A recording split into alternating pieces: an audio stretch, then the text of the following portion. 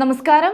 വാർത്തകളും വിശേഷങ്ങളുമായി south vision ന്യൂസിലേക്ക് സ്വാഗതം. ഇന്നത്തെ പ്രധാന സംഭവ വികാസങ്ങളിലേക്ക്.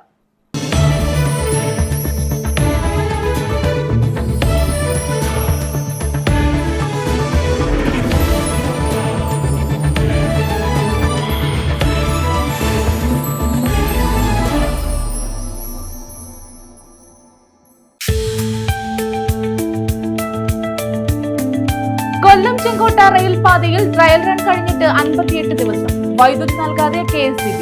ജൂലൈ 31-നായിരുന്നു ട്രയൽ റൺ.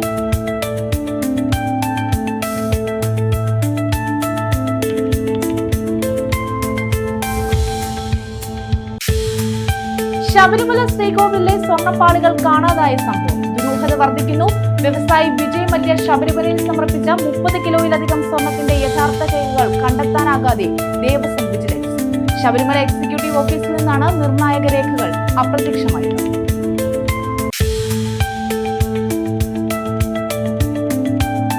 തെരുവ് നായ്ക്കൾ താറാവുകളെ കടിച്ചുകൊന്നു. 100-ലധികം താറാവുകളെയാണ് നായ്ക്കൾ കടിച്ചുകൊന്നത്. ചവറ തെക്കും ഭാഗം 12-ാം വാർഡിലായിരുന്നു സംഭവം.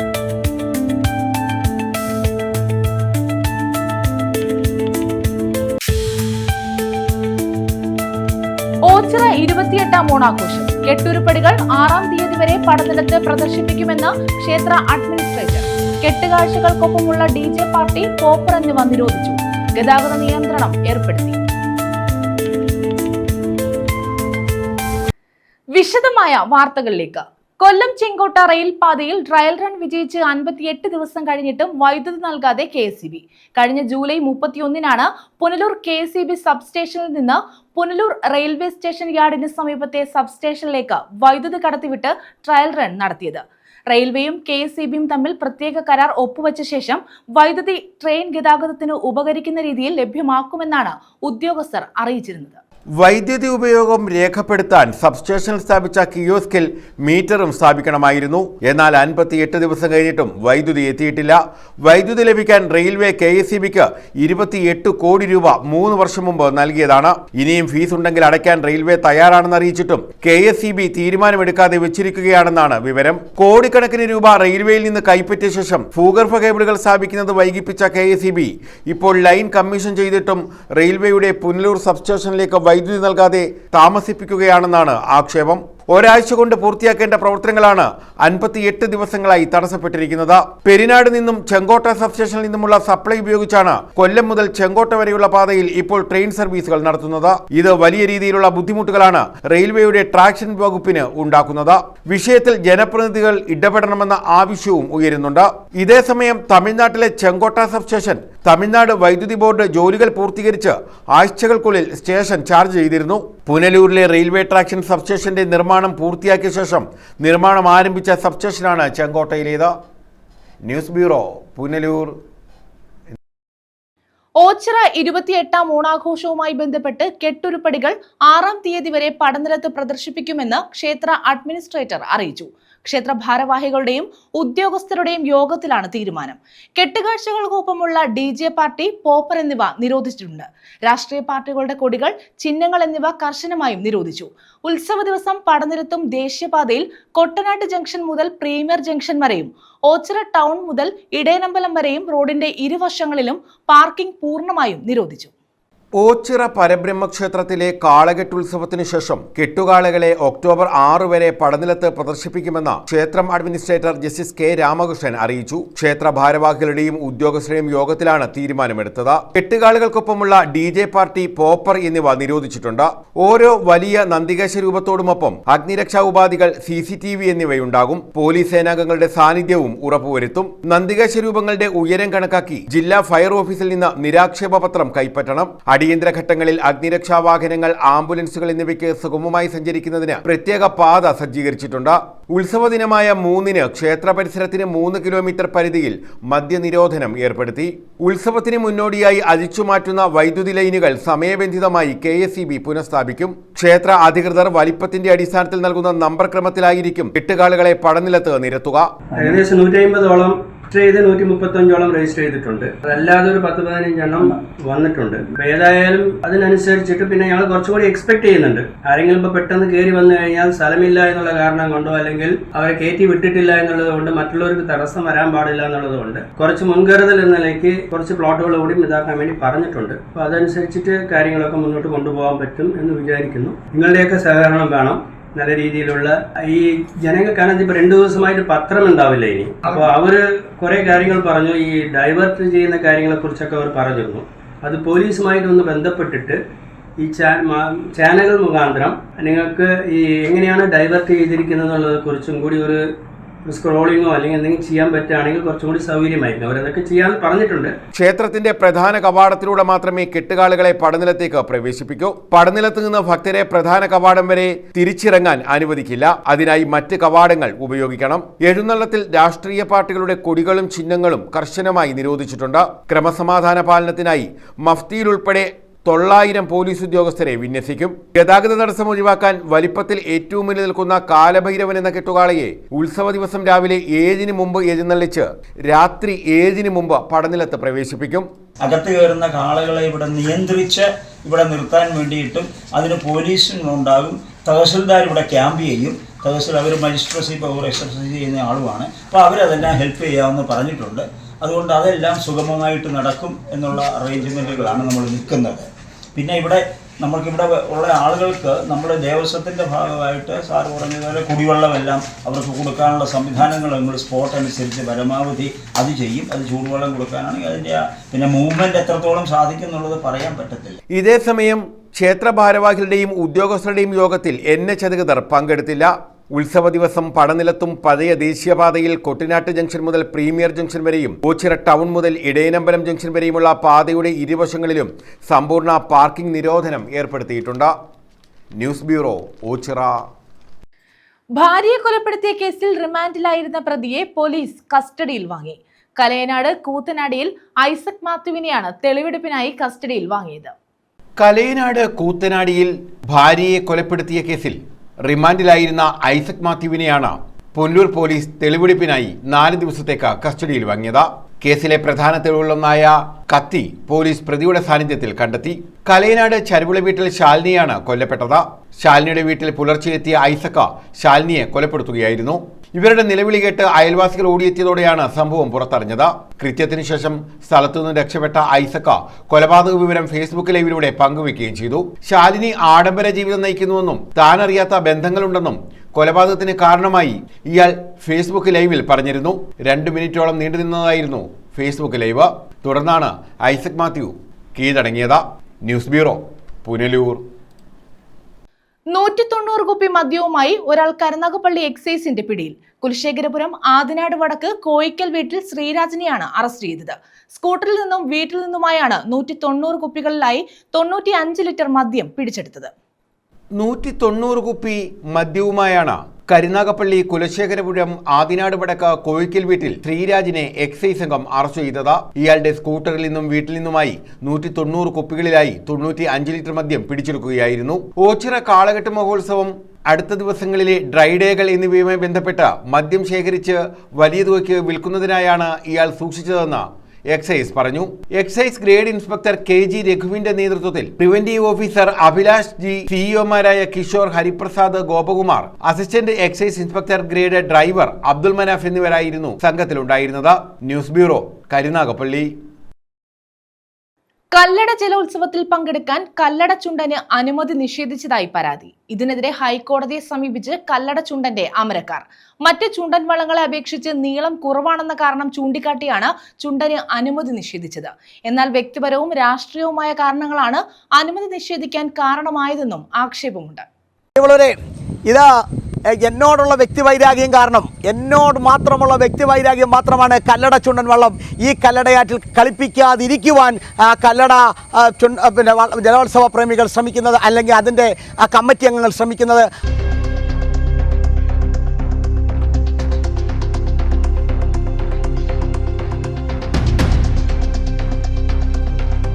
ഒക്ടോബർ 3 നടക്കുന്ന കല്ലട ജലോത്സവത്തിൽ കല്ലട ചുണ്ടന് മത്സരിക്കാൻ അനുവാദം നിഷേധിച്ചതായി പരാതി. ഇതേ തുടർന്ന് ബന്ധപ്പെട്ടവർ ഹൈക്കോടതിയെ സമീപിച്ചു. ഈ വർഷത്തെ ജലോത്സവത്തിൽ പങ്കെടുക്കാൻ കല്ലടച്ചുണ്ടൻ നേരത്തെ തന്നെ ഒരുങ്ങിയിരുന്നു. സന്തോഷ് അടൂരാന്റെ നേതൃത്വത്തിലാണ് കല്ലടച്ചുണ്ടൻ തയ്യാറാക്കിയത്. 65 പേർക്ക് തുഴയാൻ കഴിയും. 10 ലക്ഷത്തിലധികം രൂപ വിനിയോഗിച്ചാണ് ചുണ്ടൻ നിർമ്മിച്ചത്. ജലോത്സവത്തിന് ആഴ്ചകൾക്ക് മുമ്പ് തന്നെ ചുണ്ടൻ ആഘോഷപൂർവ്വം കല്ലടയാറ്റിൽ എത്തിച്ചിരുന്നു. എന്നാൽ ജലോത്സവത്തിന് ദിവസങ്ങൾ മാത്രം ശേഷിക്കെ കല്ലടച്ചുണ്ടന് മത്സരിക്കാനുള്ള അവസരം സംഘാടക സമിതി നിഷേധിക്കുകയായിരുന്നു. മത്സര ചുണ്ടൻ വള്ളങ്ങളെ അപേക്ഷിച്ച് കല്ലടച്ചുണ്ടന് നീളം കുറവാണെന്ന കാരണം ചൂണ്ടിക്കാട്ടിയാണ് അനുമതി നിഷേധിച്ചിട്ടുള്ളത്. എന്നാൽ ചുണ്ടൻവള്ളത്തിൻ്റെ നീളത്തിൻ്റെയും വീതിയുടെയും ക്രമത്തിന് പൊക്കവും ഒക്കെ അനുസരിച്ച് ആണ് എങ്കിൽ എല്ലാ ചുണ്ടൻവള്ളവും ഒരേ ക്രമത്തിലല്ല നെഹ്റു ട്രോഫിയിൽ മത്സരിക്കുന്നത്. 74 മുതൽ തുഴച്ചിക്കാരുള്ള 95 തുഴച്ചിക്കാരുള്ള എല്ലാ വള്ളങ്ങളും ഒരേ ക്രമത്തിൽ മത്സരിക്കുമ്പോൾ 65 തുഴച്ചിക്കാർ മാത്രമുള്ള ഈ ഞങ്ങളെ ഒരു കാരണവശാലും മറ്റൊരു ചുണ്ടൻവള്ളക്കാർക്ക് പേടിക്കേണ്ട കാര്യമില്ല. ഒരുപക്ഷെ 95 അമിതമായ തുഴച്ചിക്കാരുണ്ടായിരുന്നുവെങ്കിൽ മറ്റുള്ള ചുണ്ടൻവള്ളക്കാർക്ക് പറയാം ഇത് അമിതമായ തുഴച്ചിക്കാർ കയറുന്നത് കൊണ്ട് ഞങ്ങൾ നിങ്ങളുടെ കൂടെ മത്സരിക്കുന്നില്ല എന്ന് വേണമെങ്കിൽ പറയാം. എന്നാൽ ചുണ്ടൻ വള്ളങ്ങളെല്ലാം ഒരേ നീളത്തിലുള്ളതല്ലെന്നും കല്ലടച്ചുണ്ടന് അവസരം നിഷേധിച്ചത് രാഷ്ട്രീയവും വ്യക്തിപരവുമായ വൈരാഗ്യം മൂലമാണെന്ന് സന്തോഷ് അടൂരാൻ പറഞ്ഞു. ഇവിടെ നെഹ്റു ട്രോഫിയുടെ അതായത് ചുണ്ടൻവള്ള ഓണേഴ്സ് അസോസിയേഷൻ്റെ പേര് പറഞ്ഞുകൊണ്ട് കല്ലടയുടെ ജലോത്സവ പ്രേമികളെ അതിൻ്റെ അധികാരികൾ അല്ലെങ്കിൽ അതിൻ്റെ കമ്മിറ്റി അംഗങ്ങൾ കല്ലട ചുണ്ടൻ കളിപ്പിക്കാതിരിക്കാൻ വേണ്ടി രാഷ്ട്രീയ പ്രേരിതമായിട്ട് തന്നെ ഈ വള്ളം ഒഴിവാക്കിയിരിക്കുകയാണ്. സംഘാടക സമിതിയുടെ തീരുമാനത്തിനെതിരെയാണ് ഇദ്ദേഹം ഹൈക്കോടതിയെ സമീപിച്ചത്. News bureau, Sasthamcotta. ഡ്രൈഡേയിൽ മദ്യവിൽപ്പനയ്ക്കായി കരുതിയ 206 കുപ്പി മദ്യവുമായി യുവാവ് പിടിയിൽ. തൃക്കടവൂർ നീരാവിൽ സ്വദേശി വിൽസൺ എന്ന് വിളിക്കുന്ന ജോൺ പോളാണ് പിടിയിലായത്. 103 ലിറ്റർ മദ്യമാണ് ഇയാളിൽ നിന്നും പിടിച്ചെടുത്തത്. ഡ്രൈഡേയിൽ വിൽപ്പനയ്ക്കായി സൂക്ഷിച്ചിരുന്ന മദ്യശേഖരമാണ് എക്സൈസ് സംഘം പിടികൂടിയത്. തൃക്കടവൂർ നീരാവിൽ അക്ഷരമുറ്റം റെസിഡൻസ് നഗർ 14 വിളയിൽ പടിഞ്ഞാറ്റതിൽ വിൽസൺ എന്ന് വിളിക്കുന്ന 44കാരനായ ജോൺ പോളിനെയാണ് മദ്യവുമായി പിടികൂടിയത്. ഇയാളിൽ നിന്ന് 103 ലിറ്റർ മദ്യം പിടിച്ചെടുത്തു. എക്സൈസ് ഇൻസ്പെക്ടർ ആർ രജിത്തിന്റെ നേതൃത്വത്തിൽ preventive officer SR Sherinraj, preventive grade officer R Satheeshchandran, സിഇഒമാരായ S Sidhu, T Shyamkumar, V Ajeesh Babu, Sunitha L, excise driver R Sivaprakash എന്നിവരടങ്ങുന്ന സംഘമാണ് മദ്യം പിടികൂടിയത്. കൊല്ലം എക്സൈസ് സർക്കിൾ ഓഫീസിന്റെ പരിധിയിൽ കഴിഞ്ഞ ഒരാഴ്ചയ്ക്കുള്ളിൽ 226 ലിറ്റർ വിദേശ മദ്യം പിടിച്ചെടുത്തിരുന്നു. News bureau, Kundara. പുനലൂർ മൂവാറ്റുപുഴ സംസ്ഥാന ഹൈവേക്ക് സമീപം മുക്കടവ് ആളുകേറ മലയിൽ മധ്യവയസ്കന്റെ മൃതദേഹം ചങ്ങലയിൽ ബന്ധിച്ച നിലയിൽ കണ്ടെത്തി 7 ദിവസം പിന്നിട്ടിട്ടും ആളിനെ തിരിച്ചറിഞ്ഞിട്ടില്ല. ശാസ്ത്രീയ തെളിവുകൾ തേടി പോലീസ് ഡ്രോൺ പരിശോധന നടത്തി. മൃതദേഹം ബന്ധിച്ചിരുന്ന ചങ്ങലയുടെ ഉറവിടം അറിയുന്നതിന് എവിടെ നിന്നെങ്കിലും ചങ്ങല മോഷണം പോയിട്ടുണ്ടോ എന്നും പോലീസ് അന്വേഷണം ആരംഭിച്ചു. ആളുകേറ മലയുടെ ഭൂമിശാസ്ത്രപരമായ സവിശേഷതയാണ് നിലവിൽ അന്വേഷണ സംഘത്തെ കുഴപ്പിച്ചിട്ടുള്ളത്. മൃതദേഹം ബന്ധിച്ചിരുന്ന ചങ്ങലയുടെ ഉറവിടമറിയുന്നതിന് എവിടെ നിന്നെങ്കിലും ചങ്ങല മോഷണം പോയിട്ടുണ്ടോ എന്നും പോലീസ് അന്വേഷിക്കുന്നുണ്ട്. ആളുകേറാമലയുടെ ഭൂമിശാസ്ത്രപരമായ സവിശേഷതയാണ് നിലവിൽ അന്വേഷണ സംഘത്തെ കുഴയ്ക്കുന്നത്. കൊല്ലപ്പെട്ടയാൾ ജീവനോടെ ഇവിടെ എത്തിയതാണോ മരിച്ച ശേഷം എത്തിച്ചതാണോ എന്ന് പോലും സ്ഥിരീകരിക്കാൻ പോലീസിന് കഴിഞ്ഞിട്ടില്ല. നിലവിൽ സംസ്ഥാന ഹൈവേയുടെ വശത്തുകൂടിയുള്ള വഴി അല്ലാതെയുള്ള മറ്റ് സഞ്ചാരമാർഗങ്ങൾ ഡ്രോൺ പറത്തി അന്വേഷണ സംഘം പരിശോധിച്ചു. മൃതദേഹം കിടന്ന ഭാഗത്തിന് ഏറ്റവും അടുത്ത വാഹന സഞ്ചാര മാർഗം എവിടെ വരെ ഉണ്ടെന്നറിയുന്നതിനും റബ്ബർ തോട്ടത്തിൽ താഴ്ത്തി ഡ്രോൺ പറത്തി വസ്ത്രങ്ങളോ കേസന്വേഷണത്തിന് സഹായകമാകുന്ന മറ്റ് സാധന സാമഗ്രികളോ ഉണ്ടോ എന്നും പരിശോധിച്ചു.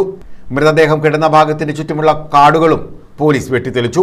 ഇവിടെ നിന്ന് കേസന്വേഷണത്തിന് സഹായകമാകുന്ന ചില സൂചനകൾ ലഭിച്ചെന്ന് അന്വേഷണ ചുമതലയുള്ള DYSP പറഞ്ഞു. മുക്കടവ് കേസിലേക്ക് പുതുതായിട്ട് ഒരുപാട് സസ്പെക്റ്റഡ് ആയിട്ടുള്ള വിക്ടിംസിൻ്റെ ലിസ്റ്റ് ഔട്ട് ചെയ്തിട്ടുണ്ട്.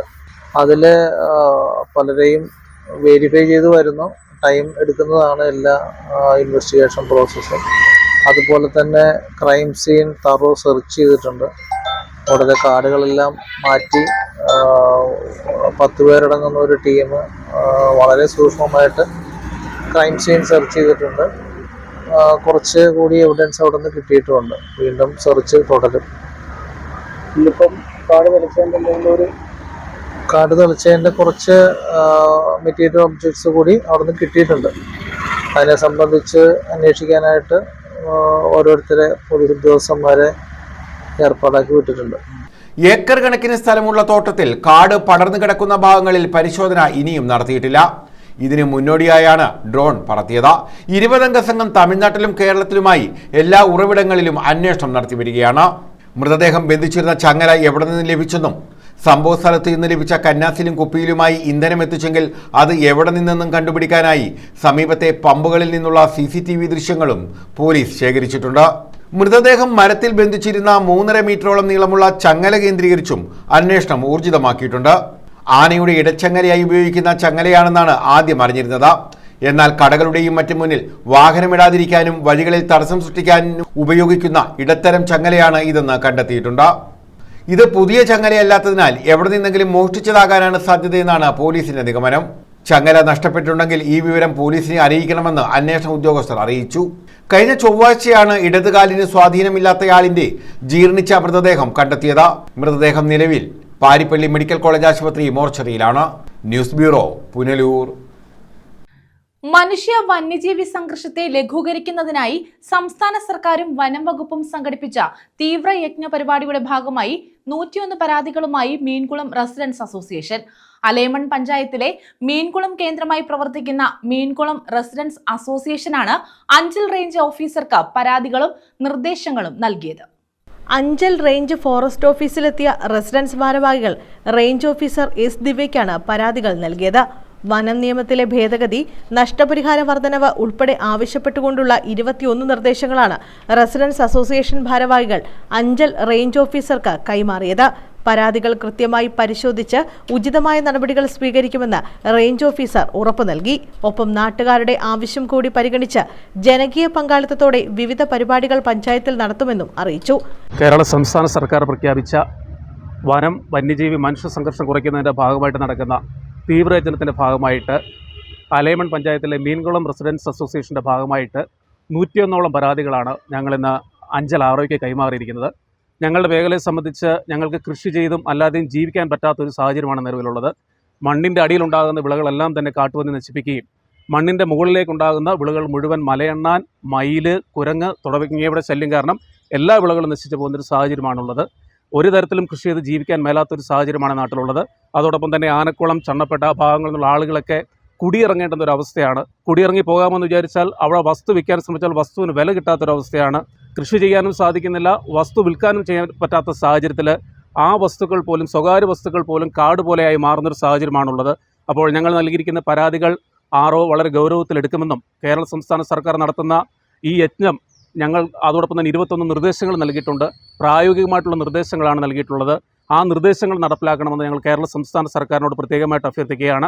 റെസിഡൻസ് അസോസിയേഷൻ പ്രസിഡന്റ് മാക്സ്മിലിയൻ പള്ളിപ്പുറത്ത്, സെക്രട്ടറി സജീവ് പാങ്ങലംകാട്ടിൽ, സോമച്ചൻ പരപ്പാടിയിൽ, ഷീല, മോളി, വിജയ എന്നിവരുടെ നേതൃത്വത്തിലാണ് പരാതികളും നിർദ്ദേശവും വനംവകുപ്പിന് കൈമാറിയത്. News bureau, Anchal. ശബരിമല ശ്രീകോവിലിലെ സ്വർണ്ണപ്പാളികൾ കാണാതായ സംഭവത്തിൽ ദുരൂഹത വർദ്ധിക്കുന്നു. 1998 വ്യവസായി വിജയ് മല്യ ശബരിമലയിൽ സമർപ്പിച്ച 30 കിലോയിലധികം സ്വർണത്തിന്റെ യഥാർത്ഥ രേഖകൾ കണ്ടെത്താനാകാതെ ദേവസ്വം വിജിലൻസ്. ശബരിമല എക്സിക്യൂട്ടീവ് ഓഫീസിൽ നിന്നാണ് നിർണായക രേഖകൾ അപ്രത്യക്ഷമായത്. സ്വർണം ചെമ്പായി മാറിയതിന് പിന്നിൽ ആസൂത്രിതമായ മോഷണവും അട്ടിമറിയുമാണെന്ന സംശയം ബലപ്പെടുകയാണ്.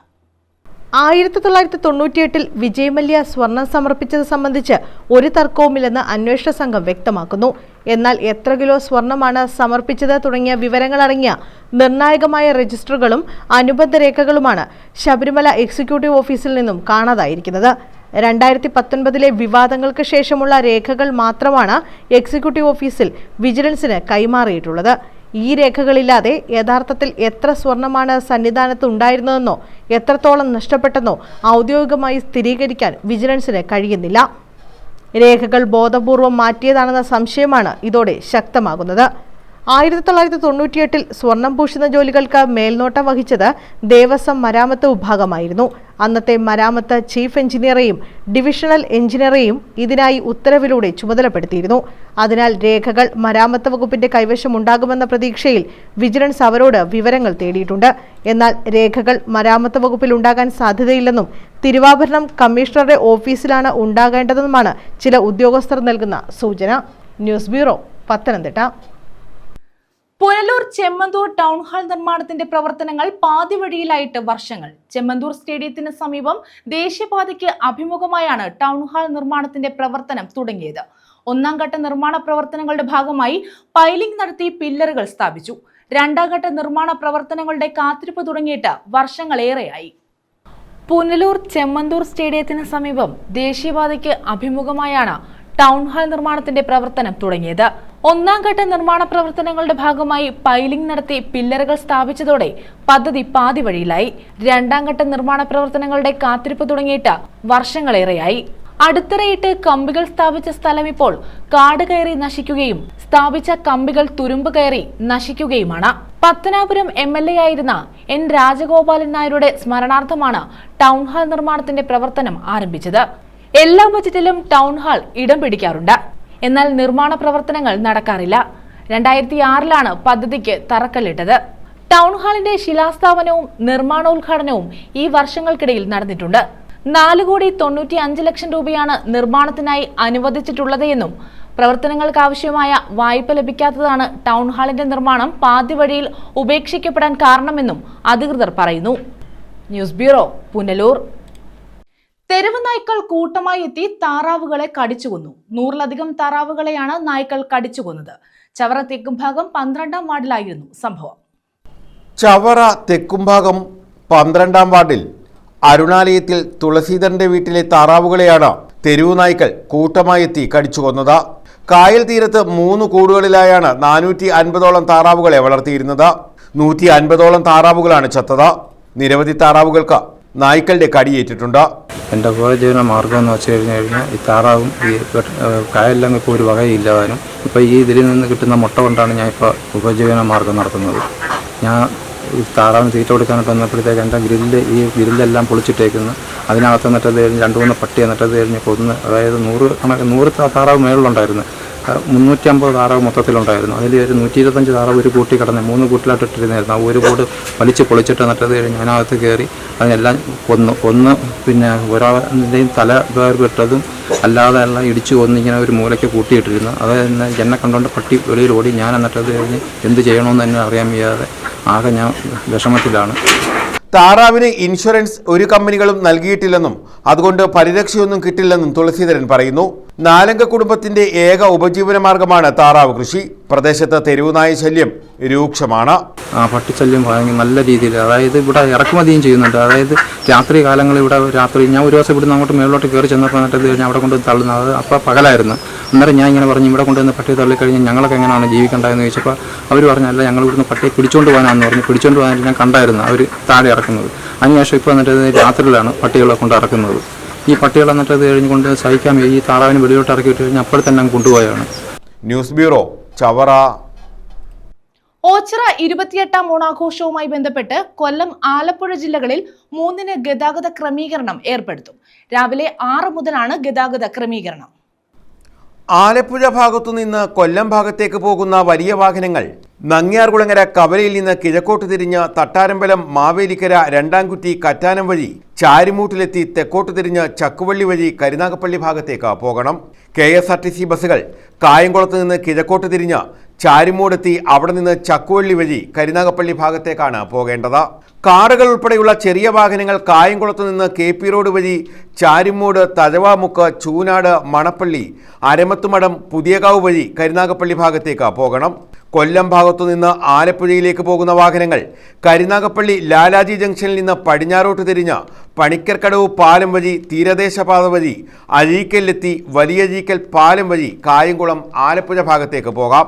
തിരുവനന്തപുരത്തു നിന്ന് എറണാകുളം ഭാഗത്തേക്ക് പോകുന്ന ഹെവി വാഹനങ്ങൾ കൊട്ടിയത്തു നിന്ന് തിരിഞ്ഞ് കണ്ണനെല്ലൂർ, കുണ്ടറ, ഈസ്റ്റ് കല്ലട, ഭരണിക്കാവ്, ചക്കുവള്ളി, ചാരിമൂട്, കായംകുളം വഴി എറണാകുളത്തിന് പോവുകയോ KMML ഗ്രൗണ്ടിൽ പാർക്ക് ചെയ്യുകയോ കൊല്ലം മുതൽ കരുനാഗപ്പള്ളി വരെയുള്ള ഹൈവേ വികസിപ്പിച്ച സ്ഥലങ്ങളിൽ പാർക്ക് ചെയ്ത ശേഷം നിയന്ത്രണം തീരുന്ന മുറയ്ക്ക് യാത്ര തുടരുകയോ ആവാമെന്ന് ബന്ധപ്പെട്ടവർ അറിയിച്ചു.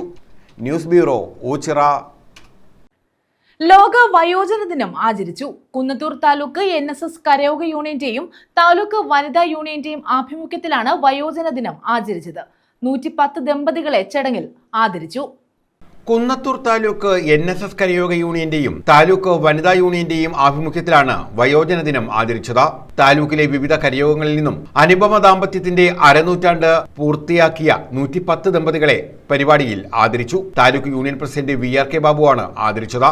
മുതിർന്ന ആളുകളെ ബഹുമാന പുരസ്സരം പുതിയ തലമുറ കാണണമെന്ന് ആഹ്വാനം ചെയ്യുന്നതിന് വേണ്ടിയാണ് കുന്നത്തൂർ താലൂക്കിലെ തന്നെ ആദ്യത്തെ വയോജന ദിന ആചരണം. അത് മഹാനായ മന്നത്ത് പത്മനാഭന്റെ ആശീർവാദങ്ങളോട് പ്രവർത്തിക്കുന്ന നായർ സർവീസ് സൊസൈറ്റിയുടെ ആഭിമുഖ്യത്തിൽ തന്നെ ആവട്ടെ എന്ന് വനിതാ യൂണിയൻ പ്രസിഡന്റ് SS ഗീതാഭായി അധ്യക്ഷത വഹിച്ചു. താലി ചരടിൽ കോർത്ത ഒരു താലിയുടെ മാഹാത്മ്യം അവർ ഉൾക്കൊള്ളുവാൻ ഇന്നത്തെ തലമുറ തയ്യാറാവുന്നുമില്ല. താലിയുടെ ഒരു രൂപം തന്നെ നമ്മൾ ശ്രദ്ധിച്ചാൽ നമുക്ക് മനസ്സിലാവും. സ്നേഹത്തിന്റെ സിമ്പലുണ്ട്, അതോടൊപ്പം ഹൃദയത്തിന്റെ സിമ്പലും കൂടി ഉൾപ്പെടുന്നതാണ്. സ്നേഹത്തോടുകൂടി ഹൃദയത്തിൽ ചേർത്ത് വയ്ക്കുന്ന പരിഭാവനമായ ആ താലിയുടെ മഹത്വം ഈ 50 വർഷം കാത്തു സൂക്ഷിച്ച ഈ ദമ്പതിമാരാണ് ഇന്നിവിടെ വന്നിരിക്കുന്നത്. യൂണിയൻ വൈസ് പ്രസിഡന്റ് തോട്ടുവാ മുരളി വയോജന സന്ദേശം നൽകി. യൂണിയൻ സെക്രട്ടറി M അനിൽകുമാർ വിശദീകരണ പ്രഭാഷണം നടത്തി. അഡ്വക്കേറ്റ് ആശാപിള്ള, ഷീജ തുടങ്ങിയവർ വയോജന സംരക്ഷണ നിയമത്തെക്കുറിച്ച് സംസാരിച്ചു. L Preetha, N Somanpillai, doctor Girishma Sunil, doctor Jishnu KS തുടങ്ങിയവർ പങ്കെടുത്തു. തീർച്ചയായും ഇത്രയും കരയോഗ നാഥന്മാരായിട്ടുള്ള ദമ്പതികൾ നമ്മുടെ ഈ റവന്യൂ താലൂക്കിൽ ഇന്നും ജീവിച്ചിരിപ്പുണ്ട് എന്ന് നമുക്ക് മനസ്സിലാക്കാൻ കഴിയുന്നതിൽ അതിയായ സന്തോഷവും ചാരിതാർത്ഥ്യവുമാണ് ഇന്നത്തെ ഈ യോഗമുള്ളവരെ നിങ്ങൾ മനസ്സിലാക്കണം. ഓരോ ദിനവും നമ്മൾ ഓരോ ദിനവും ആചരിക്കുകയാണ്. ആ ആചരണത്തിന്റെ ഭാഗമായുള്ള വയോജന ദിന ആചരണമാണ് ഇന്നും കൂടിയെങ്കിലും. News bureau, Sasthamkotta. പ്രധാന വാർത്തകൾ വീണ്ടും. കൊല്ലം ചെങ്കോട്ട റെയിൽ പാതയിൽ ട്രയൽ റൺ കഴിഞ്ഞിട്ട് 58 ദിവസം. വൈദ്യുതി നൽകാതെ KSEB. ജൂലൈ 31-നായിരുന്നു ട്രയൽ റൺ.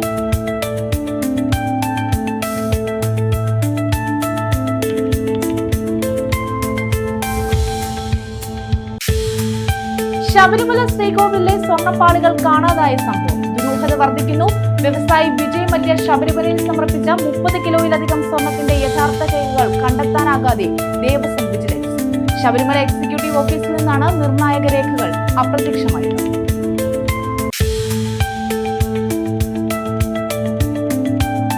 തെരുവ് നായ്ക്കൾ താറാവുകളെ കടിച്ചുകൊന്നു. 100-ലധികം താറാവുകളെയാണ് നായ്ക്കൾ കടിച്ചുകൊന്നത്. ചവറത്തേക്കും ഭാഗം 12-ാം വാർഡിലായിരുന്നു സംഭവം.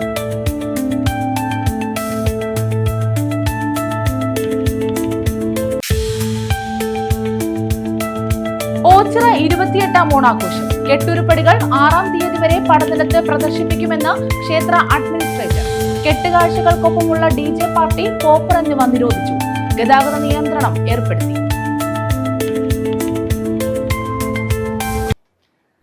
ഈ വാർത്താ ബുള്ളറ്റിൻ പൂർണ്ണമാകുന്നു. നമസ്കാരം.